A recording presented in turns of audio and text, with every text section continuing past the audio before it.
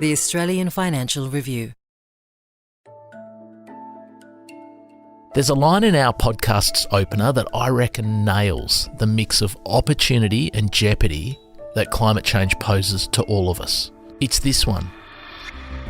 Empires are going to crumble and fortunes are going to be made. Usually on Tech Zero, we're talking to a bright spark who's playing the role of the disruptor. Hi, I'm Vincent Allen, co-founder and CEO of Sunrise. Hi, I'm Diana D'Alessandro. My name is John Lassie. Sam Langley, and I'm part of the business development team at BHP. They've got a big green idea and they're taking on the incumbents. And if all goes to plan, then they'll get fabulously rich while saving the world. I'm working on one of the world's biggest mineral carbon sinks. Energy from waste. A more efficient, cheaper solar Reduce the cell. emissions from making steel. Solve important problems for the world. But money's a zero-sum game. For every winner, there's a loser. It's coal. It was dug up by men and women who work and live in the electorates of those who sit opposite. And there's no incumbent empire with more to lose from climate change than fossil fuel producers. And while most people think decarbonisation has pushed the fossil fuel industry into terminal decline, Mr. Speaker, those opposite have an ideological, pathological fear of coal.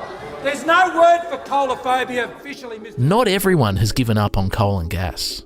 Take Jeremy Fedvet, for instance. He lives in North Carolina and he spends his days working on a groundbreaking power station, which Australian coal miners reckon might secure them a place in a net zero world. And Jeremy is certain that it will. I personally think it'll be a solution that'll be running for hundreds of years. We'll be burning fuel for a few hundred more years at least. Could it be that reports of coal's demise are premature? Rather than crumble, is the empire about to strike back? Let's go and find out. Everyone knows we need to do something about climate change, but what's not clear is how do we fix it? Low emissions technologies. There is net zero modelling. Change is coming, whether you like it or not.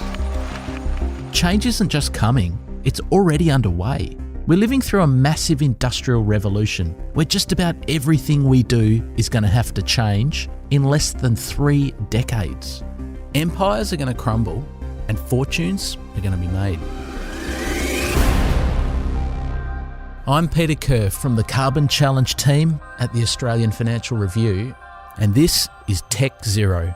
It's a podcast about the big green ideas that could get us to net zero and the inspiring people who are putting their heart and soul into making them work.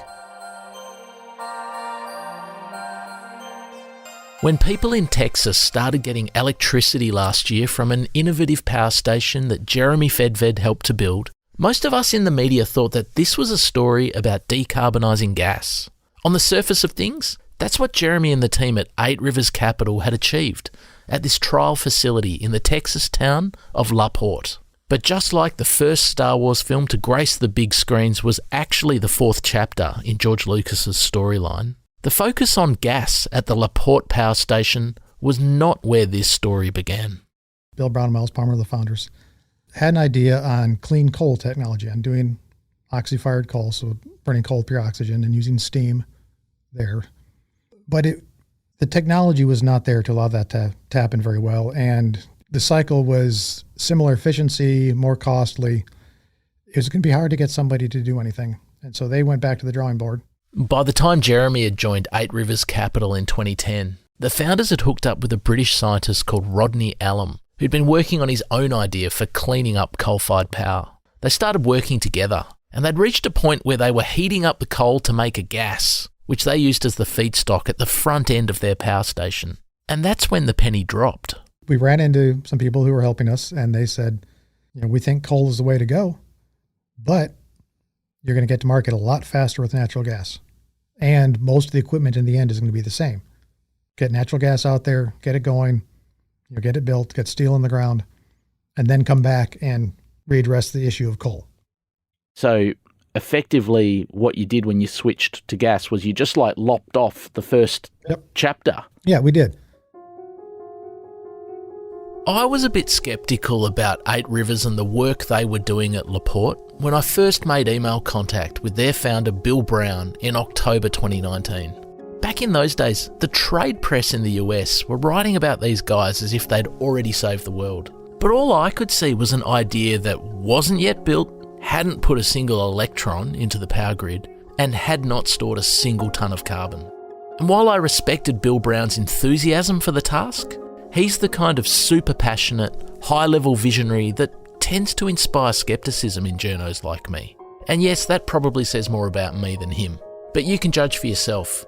Here's some audio from a TED talk that he gave at Duke University about a decade ago, where I reckon he got a bit evangelical about the LaPorte project. We've all come to believe that coal can never ever be clean, that coal is something that we need to relegate to the history books. Yet, just imagine a coal plant, where there's no CO2 released to the atmosphere, it's all captured. Just imagine a coal plant where we don't need water for cooling. Just imagine a coal plant where we don't release any toxics to the atmosphere. Just imagine a coal plant where we do all of that with a cost of electricity half that of the cheapest cost of electricity out there today. And of course, everything else out there today is polluting. This truly is an energy miracle.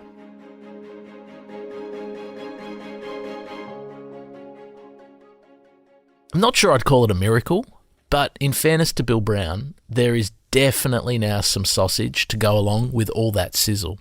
Between 2018 and 2020, 8 Rivers partnered with the big oil company Occidental and the big American transmission company Exelon to build its miracle power station at LaPorte. It's called the Alum-Fedved Cycle Power Station. It's named after the people who created it, Rodney Alum and our mate Jeremy. I felt we had proof of concept as soon as we had the first fire in the combustion test in 2018. I knew the turbine would work. We've been making turbines for 130 years. There were high hopes for the LaPorte project around the world, but especially here in Australia. After all, we're the world's biggest exporter of methane gas and one of the biggest coal exporters too. So we've got a lot riding on the future of fossil fuels. And that's probably why in March 2020, Australia's then Energy Minister Angus Taylor quietly made a side visit to check out Jeremy's work at LaPorte during one of his trips to the US. Taylor must have been impressed by what he saw, because 6 months later, he named the Alum-Fedved cycle as one of the technologies that Australia needed to watch closely in his low emissions technology roadmap. So we've targeted those areas where we can really move the dial, but they're also those areas where Australia has natural advantage. And by November 2021, the LaPorte project was officially a success when electricity was dispatched into the Texas power grid. The facility actually synchronized to the grid and exported electricity from the turbine generator set. It is the biggest supercritical CO2 cycle on the planet right now, and we have exported power. Yeah, there would have been some homes and businesses in the area that could have gotten electrons from LaPorte. What's so special about this miracle power station? Well, it makes it much easier and cheaper to capture the carbon dioxide that's emitted when fossil fuels are burned. And how does it do that? Well, if you think about a normal gas-fired power station, coming out of the chimney is a bunch of stuff. There's carbon dioxide, there's nitrous oxide, sulfur dioxide, and they're all mixed up. So if you want to get the carbon dioxide, you've got to somehow separate it from all those other things. That takes time, effort, energy, and money. If you're going to try to add carbon capture to that, you've got a few hundred parts per million of carbon dioxide in the exhaust. You're literally trying to get a needle out of a haystack if you're trying to capture that carbon. Whereas Jeremy's power station simplifies that for you. It just presents you with a pure stream of CO2. No extra effort's required. You don't have to separate it from anything. So now we have a pressurized, pure stream of carbon dioxide. We don't have to try to separate the needle from the haystack. We have a stack of needles. We can just put it into a pipeline and send it on its way. So rather than being a retrofit or a Band-Aid or trying to concentrate the CO2, it is generating a pure stream of CO2. The US government has said in official statements that it believes the Alum-Fedved cycle can capture greater than 97% of the carbon dioxide produced in combustion. Once you've got a pure stream of carbon dioxide like that, you can send it off to your carbon storage location of choice. It depends upon where you are and where the local industry is, what the local geology is, what the local experience is. When I first heard of this technology, people usually just called it the alum cycle. And that's how Angus Taylor referred to it in the federal government's technology roadmap of 2020. But as time's gone on, I've noticed people referring to it as the alum FedVed cycle. I wasn't sure if this naming issue was a touchy subject. Like, did it relate to some sort of copyright issue or a territorial dispute between the founders? Turns out it was a bit more mundane than that. The reason it was the alum cycle for the beginning of it, Bill Brown will tell you exactly why, because my name was too difficult to spell, too easy to misspell. What is the origin of your surname? Does it have a particular sort of cultural background? It's Norwegian. My big contribution to the cycle was how to control it, how to actually get it to work and to function. It's great if that race car can go 200 miles an hour in a straight line, but it has to be able to turn, it has to be able to stop, it has to be able to slow down and start up and do all of that. And so over time, Rodney and I working together brought the idea of the cycle and how to control it. Angus Taylor was not the only Australian watching Jeremy's progress closely. The mining companies that sell Australian thermal coal to power generators in Asia were excited enough to collectively write a cheque to Jeremy's project for $6.7 million. The money was to fund an adaptation of the LaPorte facility to see if the system could run on coal as well as gas. In Star Wars terminology, the coal miners had seen the film and loved it, and now they wanted the prequels to be published. We are working on a program sponsored by the Department of Energy with Parametric Solutions Incorporated in Florida and a few other groups that are working on a syngas combustor. The combustors that were proven out in LaPorte were burning natural gas, whereas syngas is a mixture of carbon monoxide, hydrogen, and carbon dioxide, and is more difficult to burn than just pure methane or normal natural gas. And so in terms of the flow sheet of what this doing this for coal would look like, are we effectively just adding a few extra bits at the front of the cycle? Yes. The easiest way to look at it is you're just adding a coal gasifier and then some cleanup to remove the ash and some of the nasty parts of coal from the syngas. And then the syngas is going straight into the new combustor. But beyond that, it's nominally the same turbines, the same heat exchangers, compressors, and pumps, and everything else. So yes, it's your Star Wars analogy movie was a good one. We're starting with natural gas is episode 4. Now we're just going to tack on the first 3. Can you give us an update as to where that trial's up to? We're still in the middle of the program, designing a first-of-a-kind combustor and some of the engineering work to modify, the test facility. That takes a little bit of time. Yeah. And so should our audience expect that there's a few more years to go on this project? It's not something that they're going to hear about a conclusion next month, are they? No, it won't be next month. I mean, this is some of the lead times for the equipment involved do border on years. It's another year or so on the project.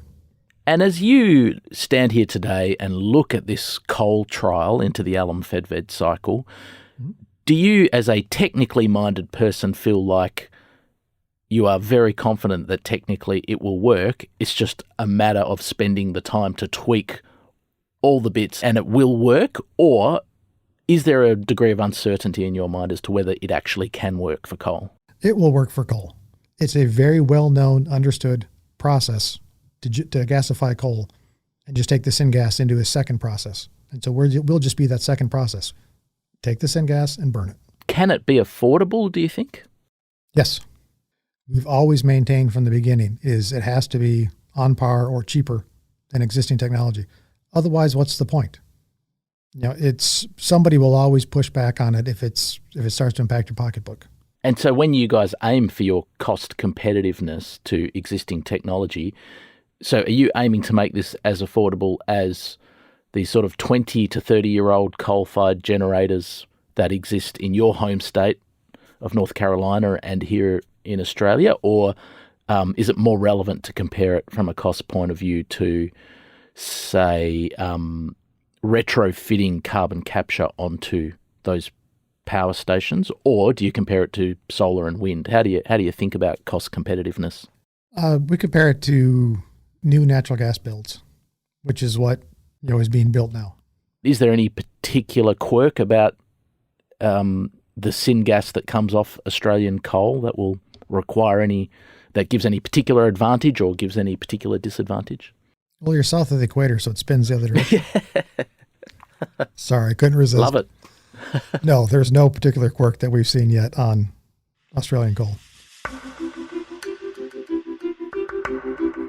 The success of the Texas project has emboldened 8 Rivers and their partners to develop some more of these projects. They've proposed 3 commercial-scale alum-fed cycle power stations. One's proposed for Colorado, one for Illinois, and one in the United Kingdom, near Middlesbrough. Investment decisions on the Colorado and Illinois projects could come within months. So will we see one of these things in Australia? I'm not sure about that, but it won't be for lack of trying by the Coal Industries Innovation Fund, Low Emissions Technology Australia, or LETA. They've done a bunch of feasibility studies into whether one of these alum-fed cycle power stations could work in Queensland. Now that we've got mass manufacturing of solar panels and mass manufacturing of wind turbines, why do we have to go to all this trouble that you very smart people at 8 Rivers are doing to try and make coal work in a decarbonised world? I think we would all agree if we could actually get to 100% renewables, everybody would love it. It is getting there that is going to be the issue. The sun doesn't always shine, the wind's not always blowing. We have to get there, and it has to be a solution that works for everyone on every continent. In Australia, South America, Africa, Antarctica, everybody's going to have something that is very location dependent, location specific. But when the one common theme, I guess I would say, is when everybody gets home from work and they walk into their kitchen and flip on that light, they want the lights to come on. We have to be able to do that. Until renewables are capable of doing that on an economic basis, some way that is not going to put out parts of the world, or that is not going to kill everybody's pocketbook, we are going to have to deal with some other forms of energy. Fossil fuels is one of them. So making fossil clean allows us to transition to that ideal world.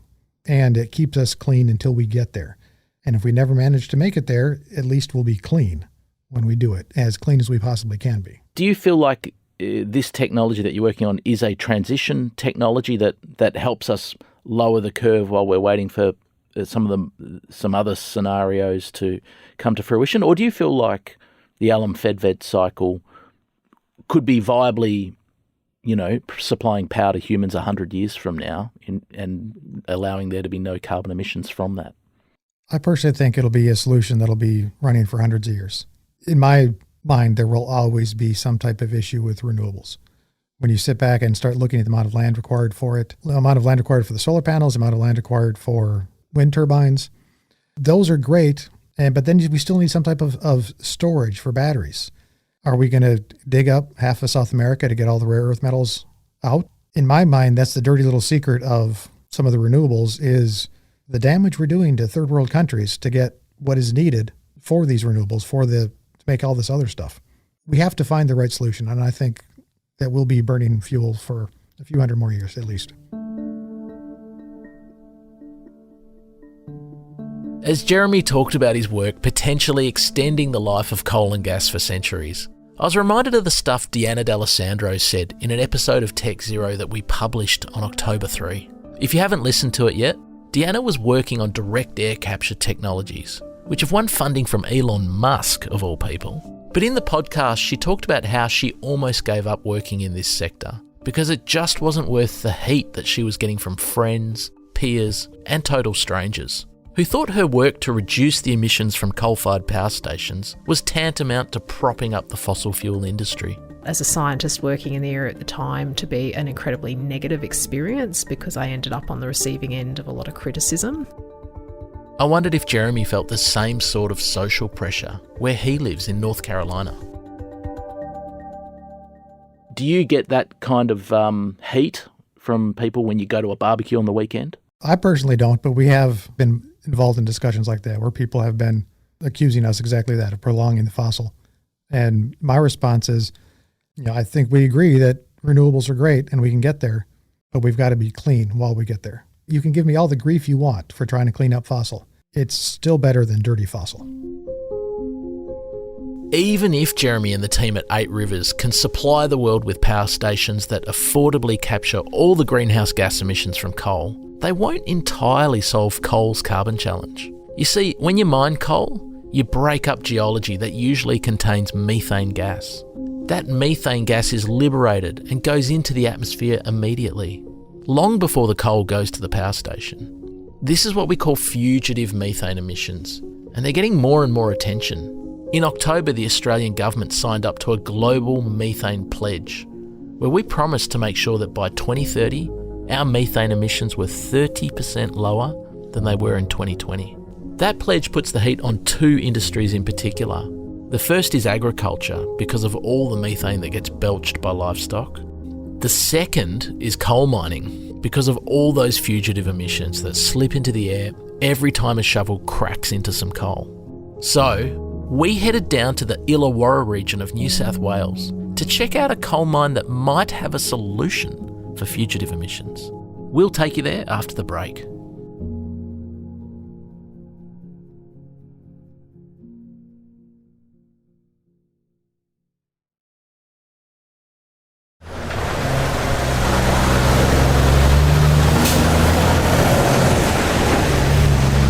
We've come to the Appin mine down here in Illawarra behind Wollongong today.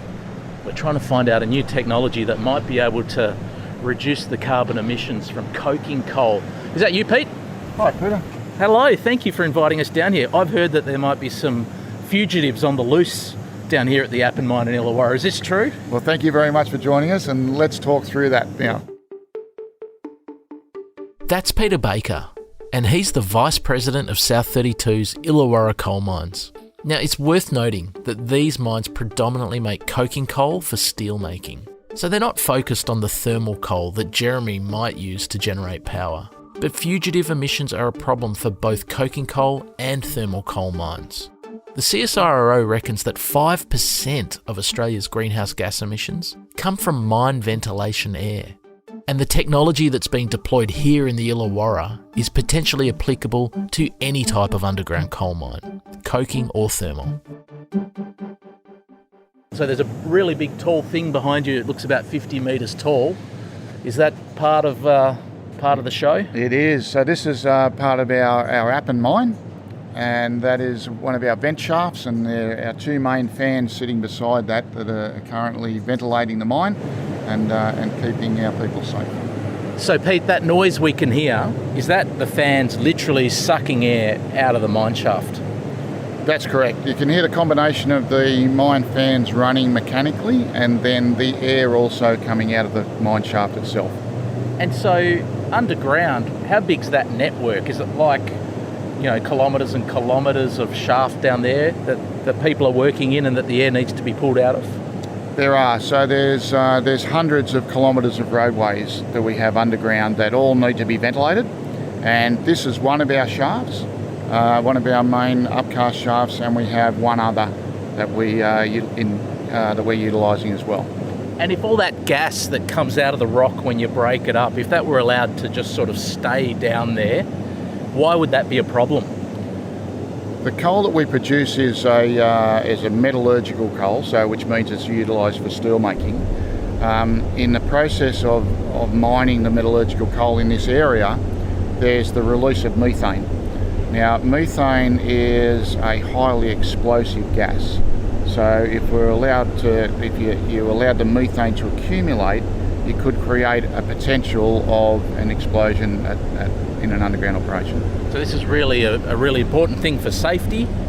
It's not like you could just decide, well, we're not going to, get the methane out from under there and put it into the air. I mean, you'd be really risking people's lives if you didn't do that, I imagine. Absolutely. It's an imperative for safety of the underground operators. Yeah, great. Less than 1% of the air being vented out of the mine is methane. And that's partly because 70% of the methane has already been drained away to run a gas-fired power station, which supplies the nearby towns with electricity. But despite that, there's still a lot of methane going into the air. The big vents in front of us were spewing out 300 cubic metres of air from underground every second. So even though less than 1% of that air is methane, it adds up to a lot over time. So our aim here is to capture that methane out of that mine ventilation air and to destroy it. Where we're at right now, we're doing a small-scale trial of a technology that's been developed by CSIRO. And they've developed this technology that will allow that to occur, allow us to be able to capture that methane and allow that methane to be able to turn into to CO2. Right up the top of those 10-metre tall vents were some pipes, and they were carrying some of the vented air back to a small box. Inside that small box was an oven, which heated the methane up to as much as 1,000 degrees. That heat and a couple of other tricks that were developed by the CSIRO turned the methane into water and carbon dioxide, which are then released into the air. Now, putting carbon dioxide into the atmosphere is obviously not a perfect outcome, but compared to putting methane up into the air, carbon dioxide is 28 times less potent as an atmospheric warming agent. So for South32, this is a case of choosing the lesser of two evils. This doesn't entirely remove the greenhouse impact of the mine. It's about reducing it, isn't it? That's correct. Our target is we will still emit carbon dioxide. Our target is to not emit methane or emit a small amount of methane as possible. So how do you reckon our listeners should think about that? Like, is this about people getting their heads around the idea that there might not be a silver bullet moment where we just literally switch off greenhouse gas emissions, that is it about gradually working away at these things and making some gains where we can while we work up other technologies, and is that the way we should think about it? Yeah, the unfortunate part, to switch off mining at the moment would mean a massive impact on steelmaking operations. Steelmaking is definitely moving towards green hydrogen. That technology is not there yet. And so in the near future, we're going to have to continue to work and improve what we currently do. And that improvement that we're looking at is minimising that methane that comes out of the mine, and we do need to convert that to carbon dioxide, and we still need to vent to atmosphere. However, the impact will be substantially less by doing what we're doing. Has it sort of given the staff around here, a bit of a boost? Like, are people here liking the fact that something new is being tried and having a crack at improving the output at all? No doubt about it. Everyone in the industry, the industry does carry a bad reputation, and as an industry, we see the absolute benefit for metallurgical coal because it's used for steels in just about everything we use. So we see the benefit on it. We like to be able to have these conversations with people at barbecues and just let them know some of the things that are actually happening. When you go to barbecues, do you cop it, like saying that you work in coal, or do you feel like Australians are sort of changing their thinking about it? It's really difficult. I think there's still a difference that people don't understand between metallurgical coal that's used for steel making and then thermal coal that's used for energy. So when we say that we're coal miners at a barbecue, people will tend to say, but we don't need coal anymore because we've got thermal and we've got wind. And those technologies are coming on. But in the metallurgical space, the fact of the matter is that we still need coal right now. And why is that? Because the technology to make what they're terming green steel is not viable just yet. The Appin mine that we're standing on top of right now, that's going to be running for decades. That's the current plan, isn't it? This will run for decades. That's correct. Look, it started in 1962. And so it's 60 years old now, and we have coal that could go out for another 50 years if there's a need for coal for steel making around the world. So let's recap. We've got Jeremy over in America saying he can burn coal to make electricity in an affordable, carbon-neutral way. And now here in Illawarra, Pete Baker's shown us a way to reduce the carbon footprint of the fugitive emissions that arise from coal mining. If we put these two technologies together and they go mainstream, could the coal industry get out of the carbon sin bin? Well, not entirely. You see, the CSIRO technology that South32 are trialling at Illawarra is especially designed for underground mines. The advantage that underground mines have when abating their emissions is that all of the air and all of the fugitive emissions leave through the same vent, so you know exactly where to place your capture equipment. But a lot of Australia's coal comes from open-cut mines, which are basically just big holes in the ground. They don't have dedicated vents. The entire hole is one big vent where methane's just constantly seeping up into the air. Could this work at a big open cut coal mine as well, or is this specifically tailored to an underground mine? Yeah, no, this particular technology is specifically tailored to an underground operation, and that's because the ventilation that goes through the underground operation is able to be captured at one specific point. Whereas in an open cut mine, the release is right across the operation and it's venting directly to atmosphere. So how can we solve the fugitive emissions of open cut coal mines? Well, if you've got any ideas, I know a lot of very wealthy coal mining companies who'd love to hear about them. But Jeremy is confident that someone out there will have the solution. And Jeremy, one question we ask most of our guests is, do you feel confident that the world can get to net zero by 2050? I'm going to say yes. It may not be the way we think of it right now, but if anything, humans are ingenious. We can figure out how to get there. And generally, the more pressure we put under, the more ingenious we get. Thanks for listening to Tech Zero. Join us next week when we put the spotlight on an Adelaide scientist who reckons he can solve hydrogen's electricity dilemma. This podcast was hosted and written by me, Peter Kerr. It was produced and edited by Lapfan with technical production by Alex Gow. The executive producer is Fiona Buffini. If you like the show and want to hear more, follow us on Spotify, Apple, or wherever you get your podcasts. And consider rating or reviewing us, as it helps us find others. At the Financial Review, we investigate the big stories about markets, business and power. To subscribe to the Financial Review, go to afr.com/subscribe. And if you want to get in touch with us here, you can email at techzero@afr.com. Tech Zero is part of the Financial Review's Carbon Challenge franchise.